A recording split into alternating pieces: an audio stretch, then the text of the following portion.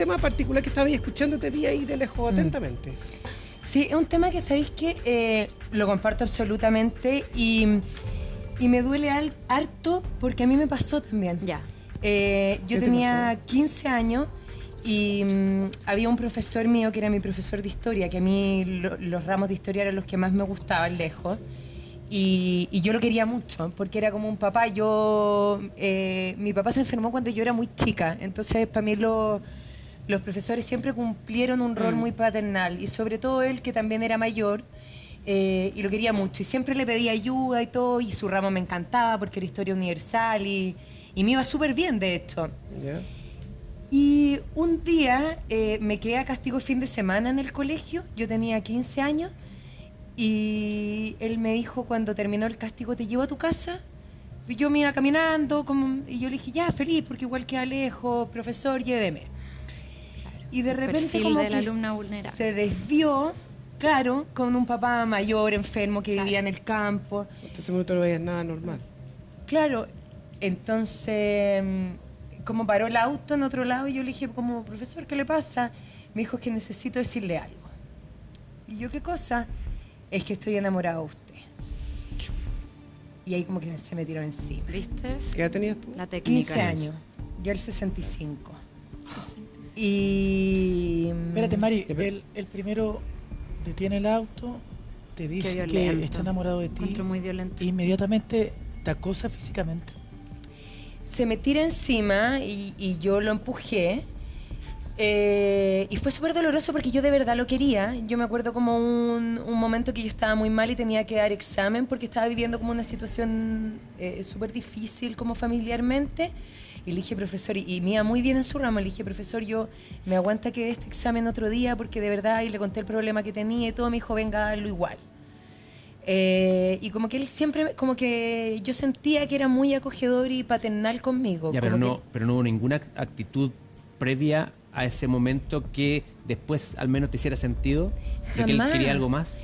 Jamás, porque además era un profesor mucho mayor, como que en general los profesores eran más jóvenes en el colegio y él era mayor. Entonces ahí estábamos en el auto y como que se me tiró encima y yo lo empujé y me bajé el auto y salí corriendo y me fui a mi casa y no le conté a nadie. No le contaste a nadie, No, te lo guardaste. No le conté a nadie. ¿Hasta cuánto tiempo después? Hasta como 20 años después de salir al colegio que le conté a mis compañeras, sí. Mari, ¿y tu sensación con él después de todo esto cuál era? Porque si cumplió una figura súper cercana a ti, paternal incluso en instante. No, me va a superar todo asco. Y ese día sí llegué a vomitar a mi casa, ponte tú.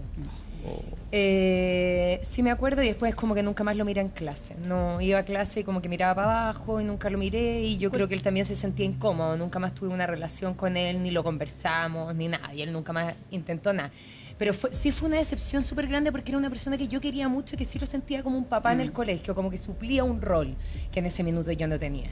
Cuando te bajas de ese auto, primero yo te agradecemos el testimonio porque me parece que debe ser difícil contarlo también, o a lo mejor libera, pero cuando te bajas del auto, ¿era asco lo que sentías o era pena porque tú le tenías cariño? Las dos cosas. ¿Cómo se mezclan? Sí, las dos cosas. Me dio mucho asco porque era algo como que nunca me imaginé. Llamar a un profesor mayor, o sea, tampoco era como que fuera un profesor que tuviera 40 años, y era un profesor enfermo. No era alguien sano tampoco, era un profesor que yo sabía que tenía muchos problemas de salud. Entonces como algo como demasiado inesperado, era como la última persona que yo me hubiera imaginado que me hubiera dicho una cosa así. Mari, ¿qué te llevó a no contarlo en tu casa, no hablar con tu mamá o alguna amiga cercana? Yo creo que le tenía cariño, por eso como que no le conté a nadie. O sea, como que igual no quería hacerle daño, no quería que se supiera y que lo echaran del colegio. Esa es la tremenda carga que sufren las víctimas. O sea, imagínate tú, víctima, haciéndote cargo, protegiendo a tu agresor y luego asumiendo la historia, el peso de la historia que te toca ocultar, y luego contándolo y volviendo como a recibir otra vez el peso de toda tu historia, de que por qué no lo conté en su momento, qué habría pasado si yo me hubiera preocupado por sanar ese tema. O sea, que yo creo que la carga que en este momento hay sobre las víctimas es demasiada. Me intriga saber qué va a pasar con todos estos victimarios, porque víctimas como victimarios. ¿Qué te pasa ahora? ¿Qué está pasando con esta gente? ¿Sabes qué me da pena? Porque igual hoy día está muerto. Pero claro, uno que ahora... Es que, ¿sabes que por eso es tan bueno que se hablen estos temas? Porque uno igual... no sé si hay un desconocimiento, uno lo justifica o... Es raro porque ahí uno entiende la manipulación que existe de los adultos hacia los jóvenes, porque yo igual lo recuerdo como con cariño, cáchate, lo debería, o sea, si bien me da asco, me da rabia el viejo, como, claro, fue ese episodio y después no me hizo nunca más nada y quedó ahí y claro, no pasó a mayores. Pero probablemente no fue solo a ti. Pero probablemente no fue solo a mí. ¿Cachai? Y ¿Tú le probablemente... contaste a tu compañera, porque le contaste 20 años después, yo sé que hace poco, tú eres claro. amiga todavía de tus compañeros de colegio, ¿se sorprendieron con esto? Nadie lo podía creer. Nadie. Nadie lo podía creer. Sí, era como que yo creo que la última persona que uno se hubiera imaginado, porque no sé, pues estaba el profesor buen mozo, más atractivo, como que entraba canchero. y nosotros El jote. como que no sé, pues, y joven, pero este era un profesor viejo. Mari, ¿y tú dirías que ese hecho te marcó? ¿Te cambió la vida? Sí me decepcionó mucho. O sea, como que era un minuto de la vida, como que yo necesitaba ciertas figuras paternales porque mi papá estaba enfermo y vivía en el campo. Y claro, eso sí como que fue doloroso para mí, como que sentir que en vez de eso, como que había otra intención. Y ahora, bueno, eres mamá, tienes 3 niñas. ¿Cómo lo ves? ¿Lo ves distinto? ¿O hay más, o a lo mejor hay más tranquilidad en la sociedad que te atreves a contarlo ahora? Porque quizás hace 10 años no lo hubiese contado. Hace 10 años no lo hubiera contado y lo conté después de 20. Y no sé si lo estaría contando, mira lo cobarde lo que te voy a decir, no sé si lo estaría contando si él estuviera vivo. Porque uno siente como una culpa, no, pero y su familia, no, y los hijos, y yo no sé por qué te meten esa carga, que es como uno el culpable cuando tú fuiste la víctima, si bien no me pasó nada más que lo que les estoy contando, Pero te pasó algo. si es lo que yo sentía. Y hoy día sí me pasa que, claro, que es una herramienta que uno dice para las niñitas de uno educarlas, porque esto pasa mucho más de lo que uno imagina. O sea, yo creo que todas, de cierta manera, y Así más más, de po. una oportunidad hemos vivido cosas así. Entonces sí es un tema que hoy día se pone en la mesa y yo lo hablo con mis niñitas. Y sí que es terrible, porque yo me persigo un poco. Ponte tú, yo tengo cualquier carrete en mi casa y yo a cada rato voy a ver a mis niñitas. ¿Sabes, Mari? Yo quiero agregar lo que tú estás diciendo, haciéndolo un símil sobre cómo es la información que uno tiene que entregarle a los hijos. Porque cuando se habla de abuso de menores, los especialistas son bien claros en decir que uno no debe decirle a los niños, nadie te puede tocar, cuídate, porque uno le pasa la responsabilidad a ellos. Entonces, cuando ellos son agredidos, ellos se sienten que ellos fallaron. Entonces, les cuesta contar, explicar lo que les pasó porque sienten que ellos tienen la responsabilidad de haberse cuidado o de haberse tapado o de no haber dejado qué. Y creo que lo mismo es muy similar a lo que esa información que hay que darle a nuestras hijas.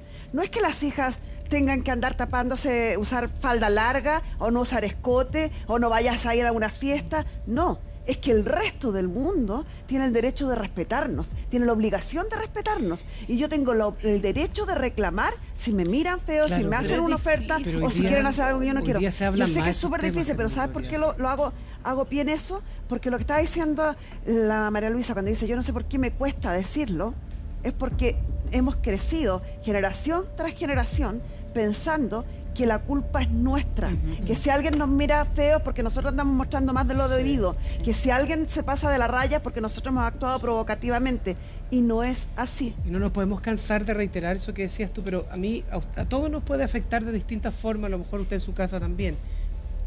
¿Sabes qué me afecta a mí de escucharte? Que estuviste tanto tiempo en silencio. Yo creo que cuando uno siente un dolor o angustia o algo y lo mantiene en silencio por vaya a saber tú qué, yo creo que afecta. Y eso es lo que le pasa a todas. A Ojo. todas. Yo creo que el terror que tenemos las mamás. Es que ¿sabes lo que pasa? Yo creo que en mi caso, mi papá con mi mamá tenían mucha diferencia de edad, mucha. Y por lo mismo, yo creo que había muchos hombres mayores que se sentían como con el derecho o como que creían que podían meterse conmigo un montón de veces. Yo me acuerdo así como gente mayor, mucho mayor que yo. Cuando yo tenía 15 años, mi mamá empezó a estar con mi papá cuando ella tenía 16.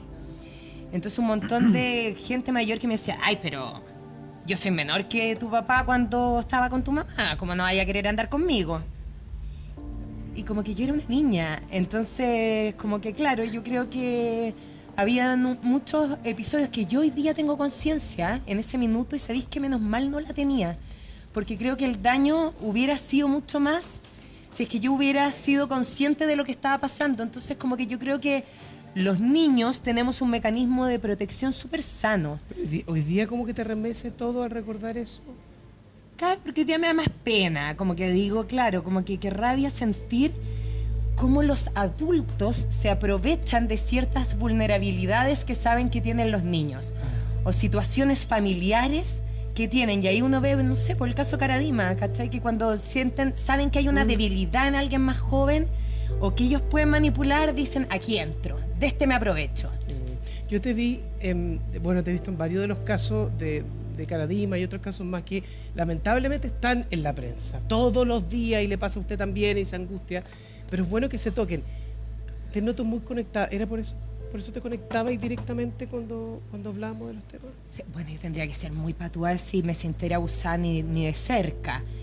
Pero sí creo que nosotros crecimos, las mujeres en general, como con... como que los hombres sienten un derecho a decirnos cosas y hacer. Sí. Y yo sí creo que a rato, como que por ese mismo hecho que yo les cuento como familiar, habían hombres como que trataban de aprovecharse de la situación. ¿Cuándo le pusiste a lo que te pasó el nombre de la palabra abuso o acoso?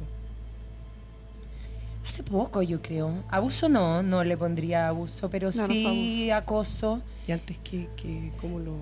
Es que como que tampoco lo pensaba mucho. Sí, yo creo que uno tiene hartos mecanismos de defensa. Es un tema que uno no trae daño, ¿no? Sí, yo creo que uno bloquea ciertas cosas. Sí, yo te diría que después de 20 años que nos juntamos, yo soy muy cercana con mis compañeras de colegio, y me dijeron así como una cosa, le dijeron a la posta, profesor, y yo creo que está enamorado de ti, me dijeron. Y ahí yo les conté por primera vez, y todas, cuando ellas me empezaron a decir a mí, ¿qué? Como, ¿pero te das cuenta de lo que te pasó? Como que ahí recién empecé a asociar, y sabéis que es súper bueno porque cuando uno escucha tantos casos hoy día, como que uno empieza a decir, chuta, igual esto que me pasó hace 15, 20, 30 años, chuta, no era normal. Que heavy lo que dices tú, y me pasó incluso ayer, estábamos en una conversación y eran puras mujeres, estaba yo. Y empezamos a hablar a raíz de todo esto que se ha comentado, tanto en la universidad, en los colegios, lo que ocurrió con Herbal, etcétera. Y muchas decían lo que tú decías, o sea, oye, pero ¿te acordás cuando nos pasó esto? ¿Cuándo nos pasó esto? Y todos decían, sí, pues, era un acoso.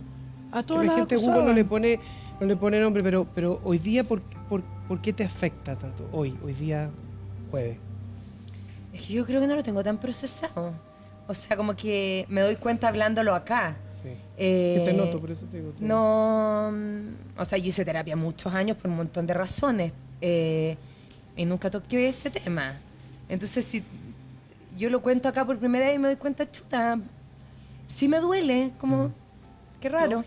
Me sorprende, porque tampoco nunca lo he hablado, si fue esa vez y como que lo proceso más ahora y digo, chuta, como que sí, pues debe ser cosas que me duelen, no las tengo tan identificadas, no las había pensado mucho, no era algo como que lo había elaborado ni... Claro, lo pienso hoy día. Esa es la disociación. Esa es la disociación que hablan los expertos. Cuando uno pasa por un trauma que te produce un dolor profundo en ese minuto, o sea, a los 15 años tuyos, uno lo olvida. Lo olvida como un arma de defensa, no porque lo hayas sacado de tu inconsciente, no porque lo hayas sacado de tu emoción, sino que lo olvidas para seguir adelante, para seguir avanzando, para seguir reponiéndote. Pero está ahí ya, y lo que pasa hoy es que apretamos esa tecla y te explora la emoción todavía. ¿Sabes lo que me da pena, yo creo? Lo que estoy sintiendo ahora. Me da pena que yo en general confío en la gente, confío mucho. Y nunca he dejado de creer. Y siempre como que soy una persona como que si te conozco me voy a abrir y te voy a querer y no importa si después me herís, qué pasa en el camino. Yo creo que hay un montón de gente que se abre a querer a los demás, a confiar en los demás. Y yo creo que igual yo le aconsejaría a una hija mía que siempre confiara y quisiera. Yo prefiero decepcionarme absolutamente que no sentir o bloquearme. Y sí, pues como que digo, ¡ay, qué heavy! Porque como que yo le di la confianza, porque quizá en ese minuto sí necesitaba un papá al lado, no porque mi papá no estuviera, porque yo sé que le hubiera encantado estar. Pero porque era más viejito, estaba enfermo y vivía mucho más lejos, entonces había un montón de veces que a mí me hubiera encantado estar con él y que no podía estar. Mari, perdona, pero que te escucho como casi culpándote. Aunque tú le hubieses dado la confianza, aunque tú hubieses abierto esa puerta, él no tenía derecho a hacer nada de lo que hizo contigo. ¿En algún minuto tú sentiste culpabilidad cuando eras chiquitita? No sentí culpa porque nunca, imagínate, no, o sea, uno no le iba a andar coqueteando a un profesor ni mucho menos, aparte que yo tampoco he tenido nunca una personalidad como tan coqueta, siempre he sido como más así como, hola. Pero siempre confiando tú. Po. Claro, sí, eso me duele, como sentir, eso, me dolería que una hija mía como que le pusiera la confianza como a un adulto y como que trataran de aprovecharse. Eso sí lo encuentro... ¿Te das cuenta lo importante de...? Yo creo que a todos aquí afecta porque a mí no me gusta ver a gente que la quiero afectada, como a ti. Pero lo importante que el testimonio ahora tuyo, porque cuántas miles de chilenas dicen, ¿sabes qué más? Me pasó lo mismo que la Mari y me quedé callada, o a lo mejor no le ponían nombre a un acoso. Miles. O sabéis que también hay un montón de cosas. Yo tengo una personalidad como bien de que salgamos adelante, que no me duela y y seguimos. Resiliente. Entonces, y tengo carácter, entonces, viejo mierda, chao, ta. No me afectó. Y claro, uno quizás como que dice, no, si no me... Y ahora como conversando lo digo, parece que sí, Que eso es por conversarlo. Eso es abordarlo. Eso es que en su casa diga, está con alguien hoy día, una prima, un hermano, su marido... Y lo hable porque en algún lugar está por acá, está...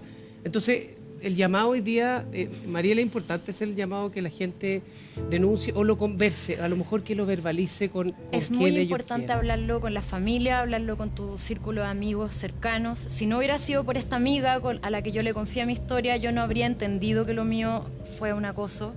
Si no hubiera tenido una crianza muy libre de parte de mi mamá, tampoco quizás hubiera peleado por hacer una denuncia en una época en que ese tema no existía. Para mí es súper importante la figura, el rol que cumplió mi mamá en ese momento. Mi mamá quería ir a matar al tipo con sus propias manos, cosa que yo tampoco permití porque me daba terror.